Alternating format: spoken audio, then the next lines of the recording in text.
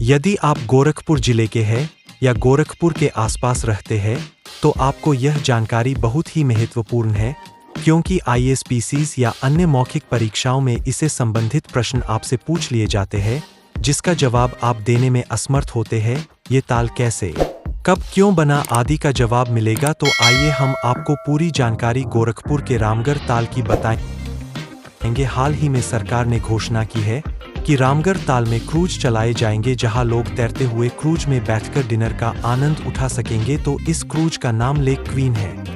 रामगढ़ ताल गोरखपुर शहर के अंदर स्थित एक विशाल तालाब अर्थात ताल है। यह 723 हेक्टेयर लगभग 1800 एकड़ क्षेत्र में फैला हुआ है। इसका परिमाप लगभग 18 किलोमीटर है। जनश्रुतियों एवं बौद्ध ग्रंथों से पता चलता है कि यह प्राचीन समय 6ठी शताब्दी में नागवंशी कोल्य गणराज्य की राजधानी थी, जिस वंश की गौतम बुद्ध की माता एवं उनकी पत्नी थी। इसलिए प्राचीन काल में गोरखपुर का प्राचीन नाम रामग्राम भी था। इस ताल का केवल गोरखपुर के स्तर पर ही नहीं बल्कि राष्ट्रीय स्तर पर ऐतिहासिक महत्व है। इतिहासकार डॉ. राजबली पांडेय के मुताबिक ईसा पूर्व 6ठी शताब्दी में गोरखपुर का नाम रामग्राम था। यहाँ कोल्य गणराज्य स्थापित। उन दिनों राप्ती नदी आज के रामगढ़ ताल से ही होकर गुजरती थी। बाद में राप्ती नदी की दिशा बदली तो उसके अवशेष से रामगढ़ ताल अस्तित्व में आ गए। रामग्राम से ही ताल को रामगढ़ नाम मिला। ताल के बारे में एक और जनश्रुति है कि प्राचीन काल में ताल के स्थान पर एक विशाल नगर था, जो किसी ऋषि के श्राप में फंस गए। नगर ध्वस्त हो गया और वहां ताल बन गए। शुरुआती दौर में यह तालाब 6 मील लंबा और 3 मील चौड़ा था। तब इसका दायरा 18 वर्ग किलोमीटर था। अतिक्रमण के चलते अब यह 7 वर्ग किलोमीटर में सिमट कर रह गया है।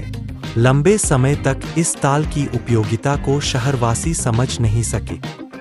90 के दशक में जब वीर बहादुर सिंह मुख्यमंत्री बने तो उन्होंने रामगढ़ ताल को पर्यटन केंद्र के रूप में विकसित करने की महत्वाकांक्षी योजना तैयार की, जो 1989 में उनके असामयिक निधन से अधर में लटक गया। योगी आदित्यनाथ ने प्रदेश का नेतृत्व संभाला तो उन्होंने ताल की कीमत को एक फिर बार समझा और इसे लेकर नई योजनाएं बनाईं और लंबित योजनाओं को पूरा करने का संकल्प लिए है। शाम ढलते ही ताल के किनारे जुटने वाली भीड़ इसकी बढ़ रही लोकप्रियता की तस्दीक है। फिलहाल ताल को सुरक्षित और संरक्षित रखने की जिम्मेदारी प्रदेश सरकार के अलावा एनजीटी, नेशनल ग्रीन ट्रिब्यूनल ने भी संभाल रखी है। एनजीटी की सक्रियता के चलते ही ताल के 500 मीटर के दायरे में निर्माण कार्य पर रोक लगा दी गई है।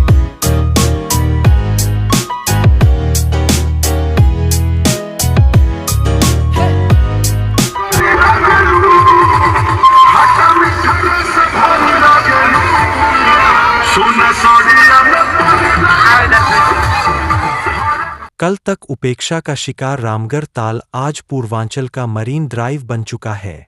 इसकी छटा देखने के लिए दूर दूर से लोग आते। जिस तरह से लोग मेरीन ड्राइव पर घूमने आते हैं, उसी प्रकार गोरखपुर के रामगढ़ ताल पर घूमने के लिए आते हैं। यहाँ पर मैंने आपको संक्षिप्त में रामगढ़ ताल की जानकारी साझा की है। यदि आपको मेरी यह जानकारी अच्छी लगी हो तो मेरे वीडियो को लाइक करें और चैनल को सब्सक्राइब करें। बेल आइकन का बटन अवश्य दबाएं, जिससे आपको मेरी आने वाली वीडियो सबसे पहले मिल सके। धन्यवाद।